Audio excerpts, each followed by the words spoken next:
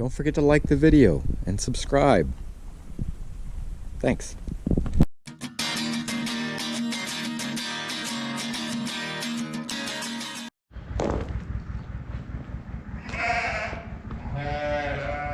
We have a minor problem. I just got home and filled up their milk for the 2 new bottle babies. I noticed this was happening. That's not supposed to happen. But on a brighter note, it's a very simple fix.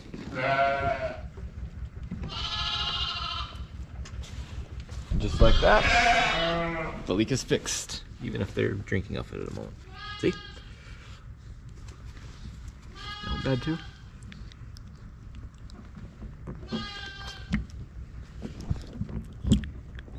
No, it's not. Okay. That's not part of chores.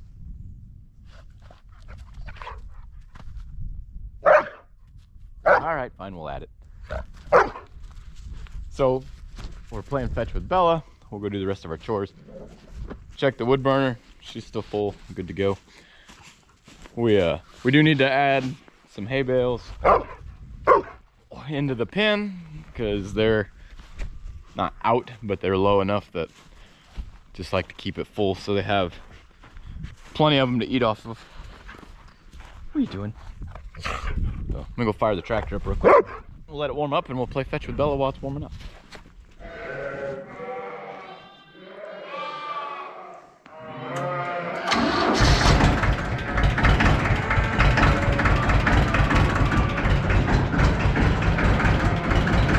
It's a little cold. It is pretty cold out. Aww.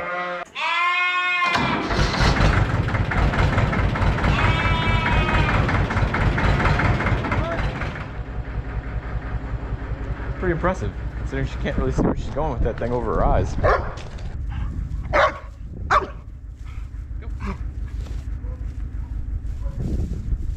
gotta go grab the Bale Spike because we left it over at Chris's mom's.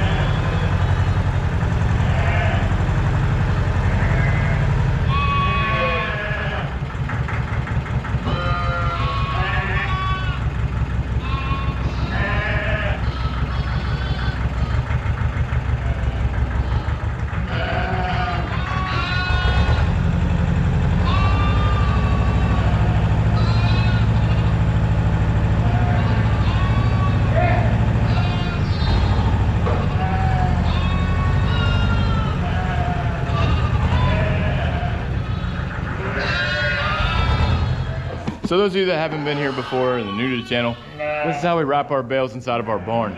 We wrap them for this exact reason. So see all this? See how they eat it all down and it slowly starts to fall down? That's a good thing. If we didn't, they would have the whole bale strung out. This is just a very little bit, like you can see right here, this is very little waste.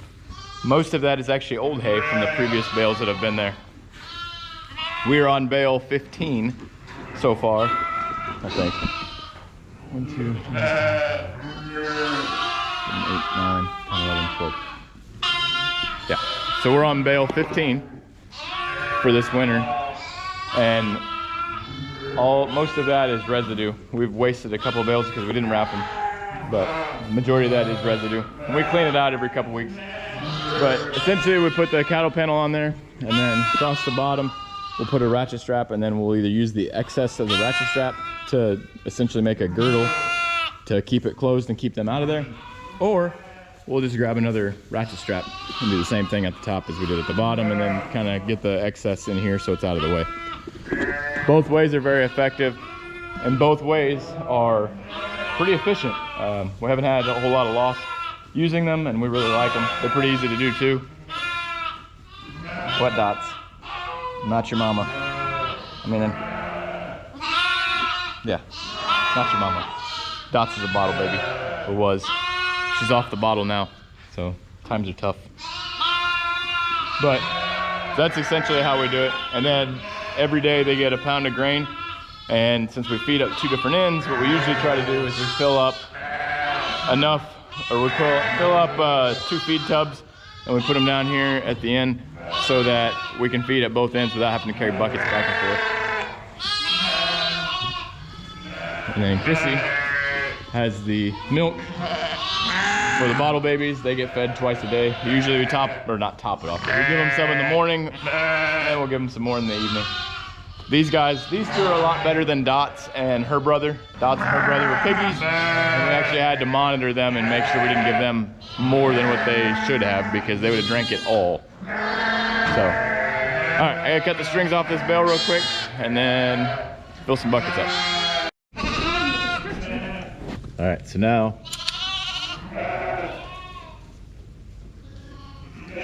let the games begin.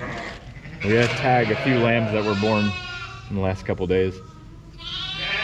So these are scabies tags. All it does is it tells, essentially it tracks the lambs back to our farm is what it comes down to. But it also helps us keep records. So snag it.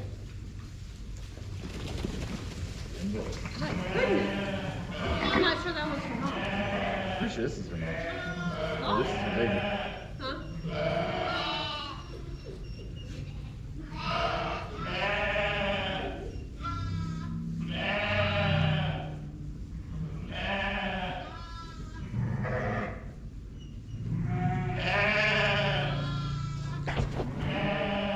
So we try to do this every day or 2, because if we don't, we won't know who the mom really is, and we like to keep track of it so we know who gave singles consistently, who gave twins consistently, who was a problem as a mother.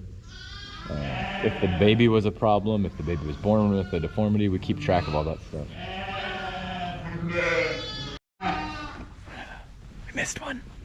Get down.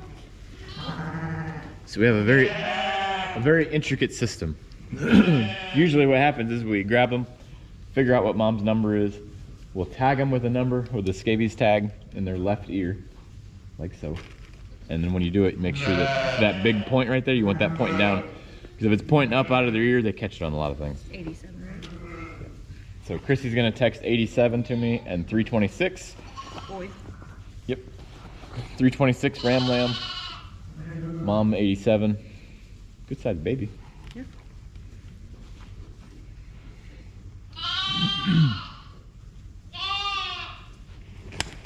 As long as you keep it out of the center of their ear, you won't hit a vein, and they won't bleed.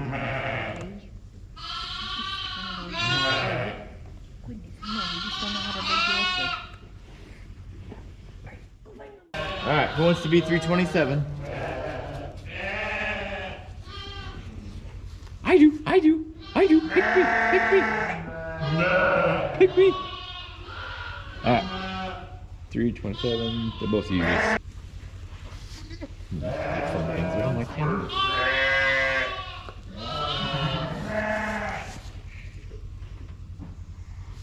So what we were talking about, might be able to see it on hers. Now you can kind of see it. So in the very middle of their ear,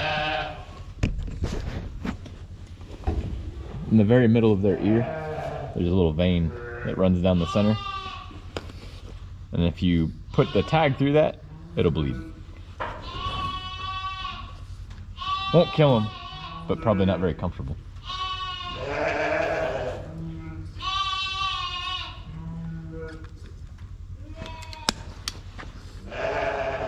She said it won't kill them, but ooh, it hurts.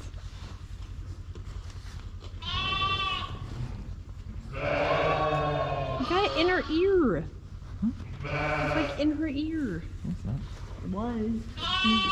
It goes through her ear. No, like in the ear. Where you hear the hole. I mean, this part was pointing. This part. Right here. What? The tag was in it?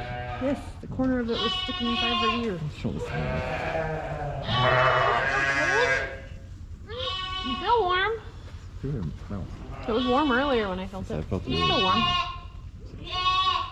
She's not bigger than this. She has a lot of extra skin though. We should grow into it.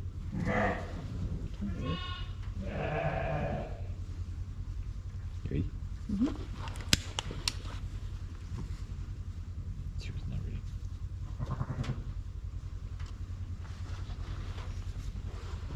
Let's listen to her, yeah.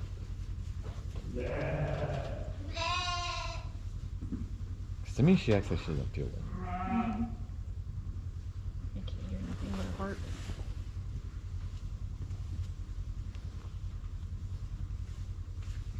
Does your mom got a stethoscope? Yes, she does.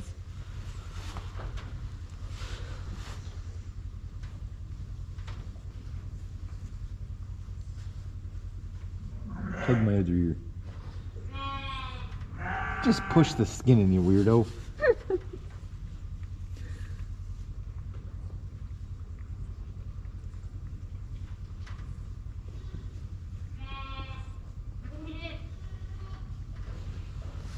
I'm not hearing him, but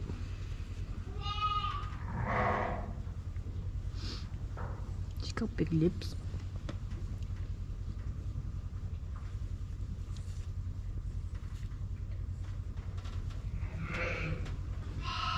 she got shorter breasts than she does. I think we should just give her some. Somewhat.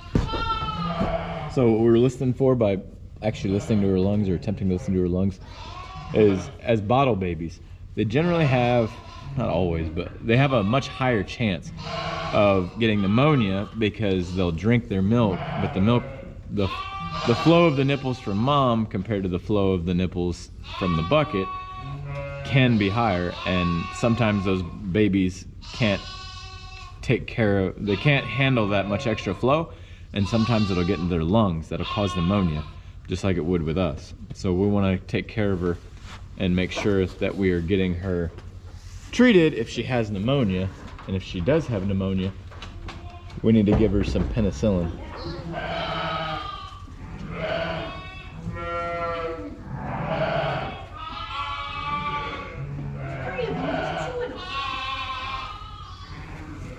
See, I told you they're hard to keep alive. Look, they found string that we brought all back in here. So anyways, we want to listen to her.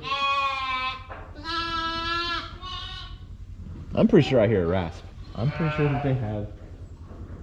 I can hear it.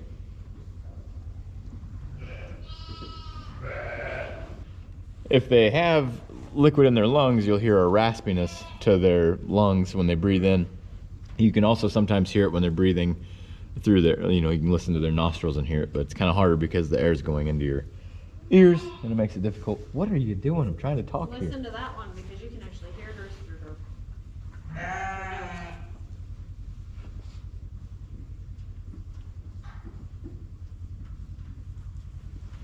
You can hear what? The other one. Listen to the other one, breathe.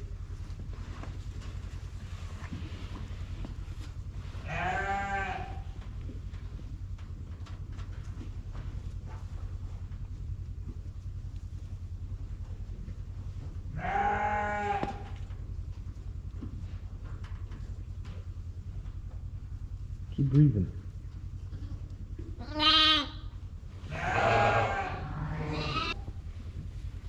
So if they have pneumonia, we want to treat them for it, and we treat them with penicillin G.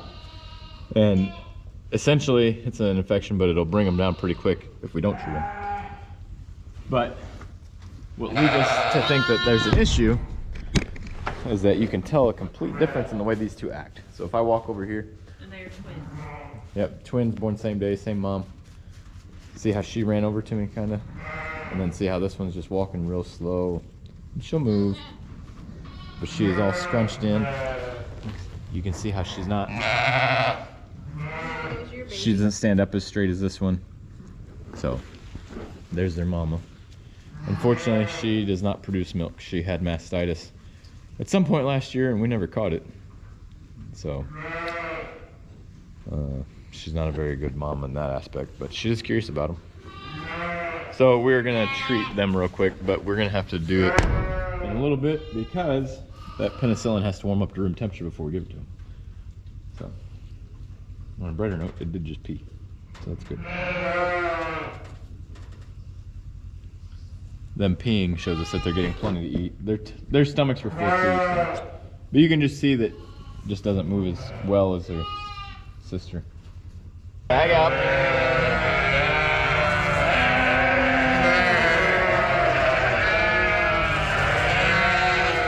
Get your nose out of there. Bag up.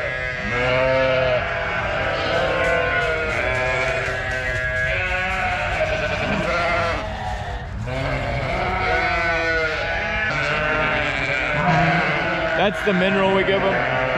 It's mineral salt with, then we add a pound of selenium in there. Selenium is very important to sheep health, for, well, their neurological health. And then we also add a pound of 2 pounds of vitamin A and E. 2 pounds of vitamin A and E.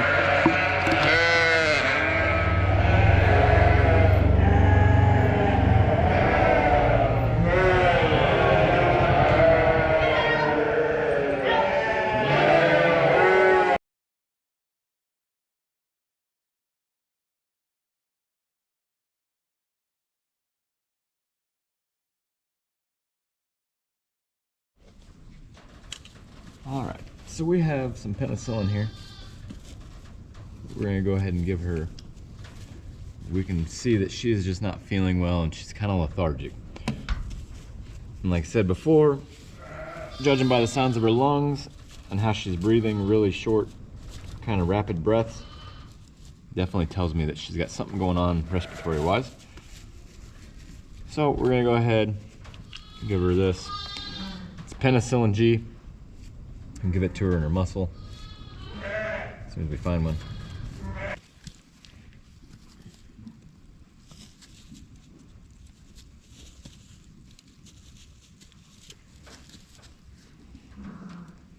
We're gonna rub that spot just a little bit, just to make it a little softer, make it feel better. And then we'll follow up in the morning and see what we've got. These needles are disposable. They're 20 gauge, 3/4 inch.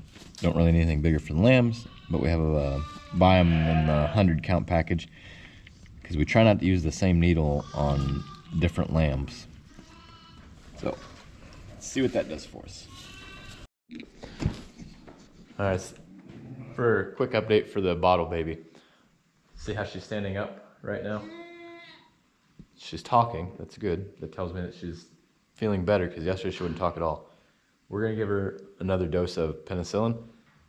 We gave her 1 cc yesterday. I'm gonna give her 1 cc today.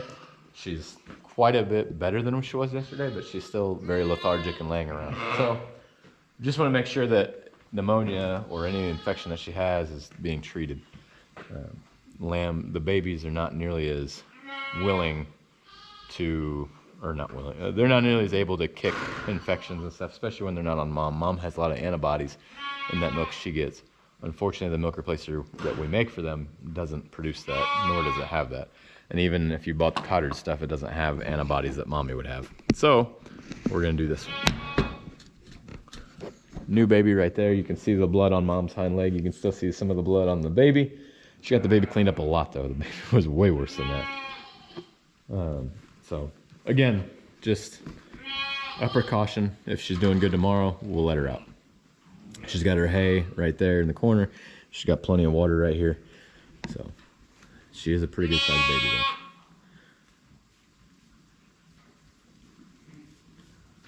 I can't imagine you've been drinking for like the last 30 minutes. Can't imagine that and you've actually been drinking. I've seen your tail wagging, so I know you were getting something. But bottle babies just stay right here in the middle. They're pretty safe right here. Not a whole lot that can happen to them. There you go. All right. Probably better not leave this. They don't need to be playing doctor or nothing. So, all right, we'll check back with them here. It's pretty late in the afternoon already. We were waiting because she seemed like she was feeling quite a bit better, and we wanted to see how she went from there. Wasn't quite good enough for what we were hoping, and that is what made us decide to go ahead and give her another dose of penicillin G. So we keep it on hand. We actually keep Draxxin on hand too. Draxxin is a much more expensive treatment, but I hate giving it for everything. Not because it's more expensive, but because it's not necessary for pneumonia. Penicillin can treat pneumonia unless it's a super advanced stage of pneumonia, which we do our best to catch before then. So it's all about, you do still need to have all that stuff on hand though. If you don't have medications on hand, I guess depending on where you live, like we live really far out, we're pretty rural.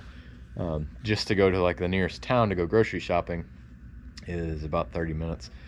But the nearest farm supply store doesn't really carry a lot of sheep stuff.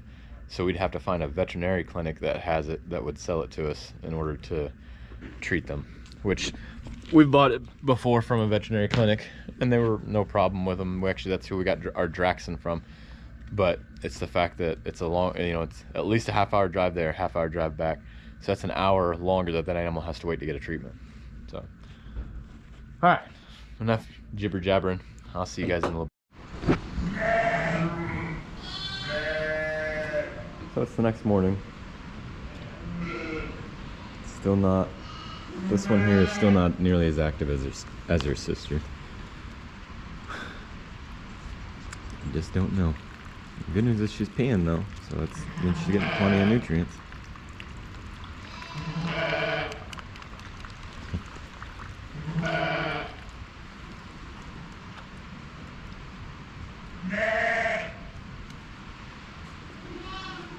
I just don't know what else to do for her.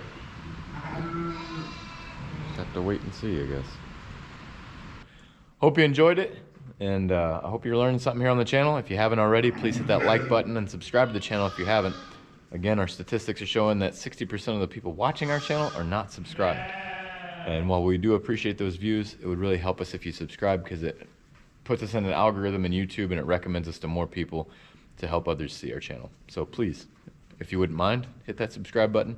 Other than that, have a blessed week and we'll see you next time.